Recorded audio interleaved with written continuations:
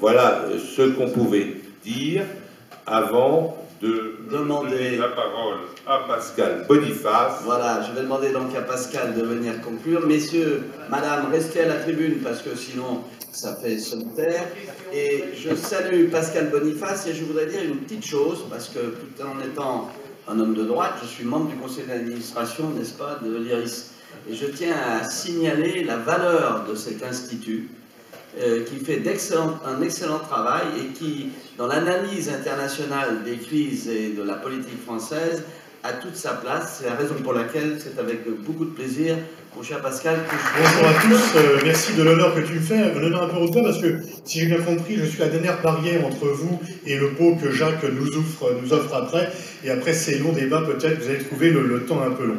En fait, avec Jacques, on est à peu près d'accord sur rien, sauf sur l'essentiel, c'est que la France doit avoir une politique active, non seulement au Proche-Orient, mais également ailleurs, et qu'elle doit donc jouer un rôle qui n'est pas un rôle de suivre des politiques d'autres, mais initier des coalitions et retrouver peut-être une flamboyance qui est un peu passée. On a souvent parlé de rupture lorsque Sarkozy a pris le pouvoir, pour des raisons qui, je crois, restent encore à documenter. La rupture n'est pas liée à ce qu'on appelle le tournant néoconservateur. Il n'est pas du tout survenu en 2007, il est survenu pendant que Chirac était président encore, puisque pour des raisons qui restent encore quand même en partie mystérieuses, au moment même où les faits donnaient raison à la France dans l'opposition à la guerre d'Irak, Jacques Chirac a choisi d'avoir pour priorité la réconciliation avec les Américains, et très rapidement, donc de cautionner l'occupation américaine en Irak, d'oublier un rôle actif au Proche-Orient, etc.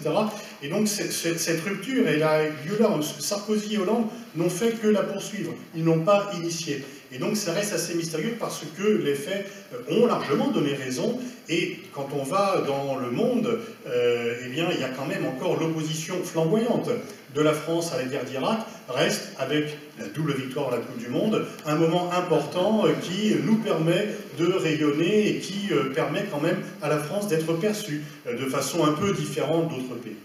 Il y a eu 4 grands espoirs sur cette région qui se sont brisés. On vient de célébrer, très récemment, le 25e anniversaire des accords d'Oslo. Et quand tous les témoignages de l'époque, moi-même d'ailleurs, je me suis lourdement trompé, parce que je pensais que la paix était irréversible.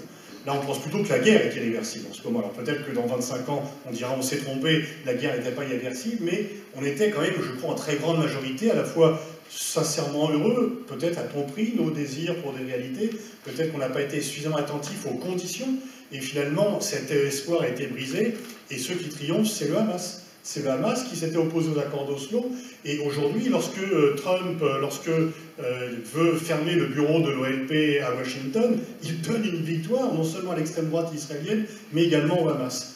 Deuxième espoir qui, là, on était nombreux à ne pas partager, c'était 2003, la guerre d'Irak. Rappelons-nous, cette guerre d'Irak devrait, par une contagion démocratique, par ce qu'on avait qualifié de chaos constructeur, amener la démocratie dans la région, et comme les démocraties ne sauvent pas la guerre, la paix serait survenue juste après.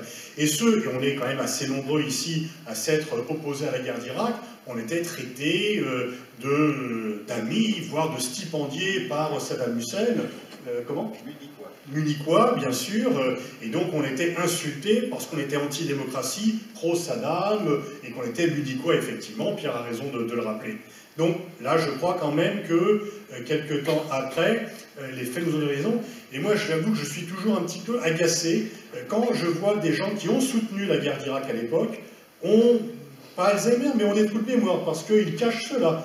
Les néoconservateurs français qui ont soutenu la guerre d'Irak et qui nous ont insultés, aujourd'hui disent non, moi j'ai soutenu la guerre d'Irak, ah non. Et les mêmes, bien sûr, viennent nous donner des leçons de la meilleure façon de lutter contre le terrorisme, qu'ils ont largement développé, parce qu'il ne faut quand même pas être grand clair pour comprendre que la guerre d'Irak, comme on le craignait, a largement développé le terrorisme, et donc on a ces pompiers pyromanes qui viennent nous expliquer, plutôt ces pyromanes pompiers, parce qu'ils ont mis le feu, et maintenant ils viennent nous expliquer, une fois que la maison a bien brûlé, comment la réparer. Autre illusion, ce qu'on a appelé le printemps arabe, où on a dit, voilà, contagion démocratique, et tous les pays, bon, il reste que la Tunisie se porte bien, mais quand on voit tous les pays, non.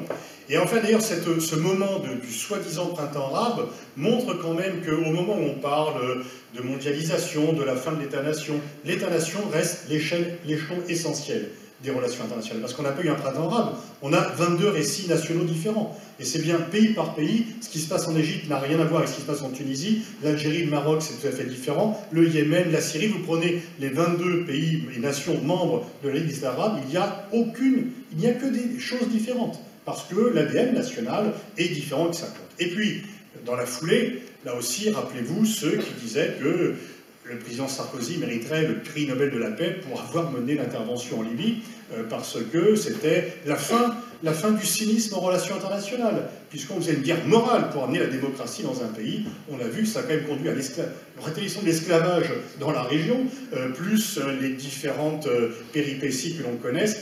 Et donc, là encore, ceux qui veulent faire la guerre, et les intellectuels qui appellent à la guerre, mais pas pour eux, bien sûr, la guerre des autres, parce qu'eux ne sont pas prêts à aller abîmer leurs chemises dans des combats sanglants, eh bien, on peut un peu se voir cela. Donc, en fait, on a une situation qui a été très bien décrite, qui est mauvaise, et qui risque de s'empirer.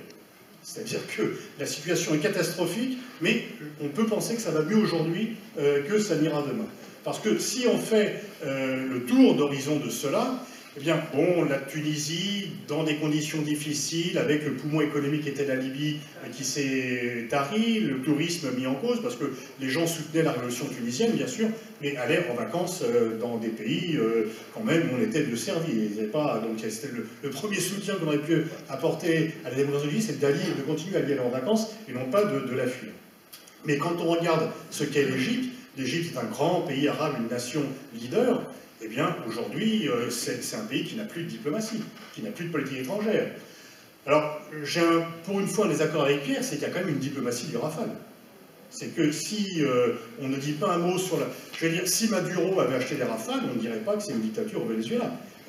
Et je ne sais pas s'il faut être vénézuélien ou égyptien, mais l'an dernier, quand même, où ça allait quand même très très mal en Égypte, il n'y avait pas de remarques au niveau des droits de l'homme, au niveau de...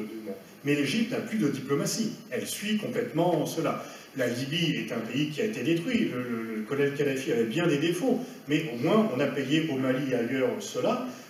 Quand on regarde la Syrie, les Russes nous font une proposition soi-disant intéressante d'aider à reconstruire la Syrie pour que les réfugiés, en disant vous avez des problèmes avec les réfugiés, ça vient tuer l'Europe. Donc on fait aller payer la reconstruction en Syrie, et comme ça les réfugiés pourront revenir.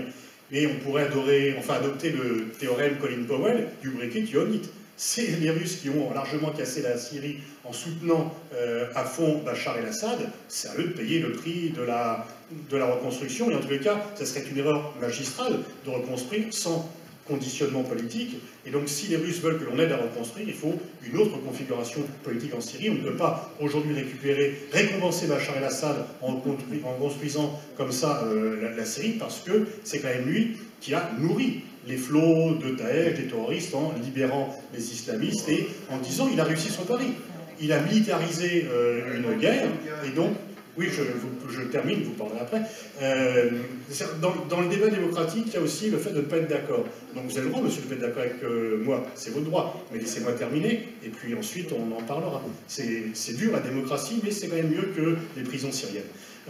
Donc je continuerai mon propos. Et quand on fait en Arabie Saoudite, je ne reviendrai pas sur ce qui a été dit sur le Yémen est détruit, effectivement l'Arabie Saoudite va payer un jour. Quant au conflit israélo-palestinien, on peut dire apparemment tout va bien. Pour Israël, c'est une promenade de santé, puisque même la France s'oppose moins à sa politique qu'auparavant. L'Europe, qui en 2002 voulait remettre en cause l'accord d'association, suit complètement. La Chine a de bonnes relations avec elle. Poutine est très lié Netanyahou. Les relations entre Poutine et Netanyahou sont excellentes. Et bien sûr, il a open bar aux États-Unis. Mais on voit aussi quand même que l'inquiétude est qu'aux États-Unis, ce sont les évangélistes qui soutiennent plus Israël que les juifs américains, dont la plupart sont horrifiés par ce qui se passe en Israël. Et la communauté juive américaine, qui est plutôt libérale, éduquée, etc., se sent de moins en moins proche d'Israël, alors que par contre, les évangélistes trouvent que tout ceci est formidable. Et donc, on peut dire, bien sûr, Israël, finalement, il n'y a plus de terrorisme, ils ont une reconnaissance diplomatique, Netanyahou a fait une tournée triomphale en Afrique, parce qu'avec le Rwanda, il y a des liens qui sont très forts, etc. Mais, ça, je veux dire, quand vous n'avez plus d'espoir, ça explose. Et donc, cette situation ne restera pas là. Et donc, on voit que dans tous ces foyers-là, ça va, le calme n'est qu'apparent, et on produit du terrorisme pour de nombreuses années. Beaucoup de choses intéressantes on est sur le terrorisme, il y a quand même là deux éminents spécialistes qui ont été sur les manettes, donc je ne ferai pas, mais par rapport à ce qui a été dit par M. Calva, c'est vrai que beaucoup de ceux qui n'ont pas de sens dans leur vie veulent donner un sens à leur mort en faisant cela. Et moi, c'est une question parce que je vous pose, moi je suis intimement persuadé que le type qui a fait l'attentat à Nice le 14 juillet, 5 ans plus tard, il se serait contenté de se suicider sans faire chier personne. Et qu'à force de parler de terrorisme, on le développe. Et j'appelle depuis très longtemps à un pacte entre médias, responsables politiques et experts pour en parler moins, d'une part parce que les soi-disant experts en terrorisme que l'on voit sur les plateaux sont quand même souvent plutôt des carnassiers ou des profiteurs, etc., que des vrais spécialistes, mais la bonne monnaie et la fausse monnaie sont mises à égalité trop souvent, mais qu'à force on crée un effet anxiogène et qu'on nourrit des vocations. Et que Raymond Aron avait dit en 1962 que le terrorisme avait un impact médiatique plus fort que son impact stratégique. Faire du terrorisme l'alpha et l'oméga de la sécurité nationale et internationale est une erreur qui est contre-productive puisqu'on nourrit un phénomène que l'on dit vouloir combattre. De nouveau, ce sont les pyromanes pompiers qui sont là. Donc les choses sont de pire en pire parce qu'il y a un effet Trump, mais c'est là où, et je pense que on sera d'accord avec Jacques, il y a beaucoup de gens dans la salle, c'est qu'on est à la croisée des chemins. C'est que par rapport à cette situation catastrophique dont tous les facteurs disent qu'elle va s'empirer, bah, que fait-on? Le fait que Trump ait cassé le deal nucléaire iranien est une chose. C'est un président peut défaire ce qu'a fait un autre président. Mais ce qui est inacceptable, c'est qu'il impose à tous les autres pays d'en faire de même. Mais jamais aucun président américain, durant la guerre froide, à une époque où on avait besoin de la protection américaine, n'a osé faire ça.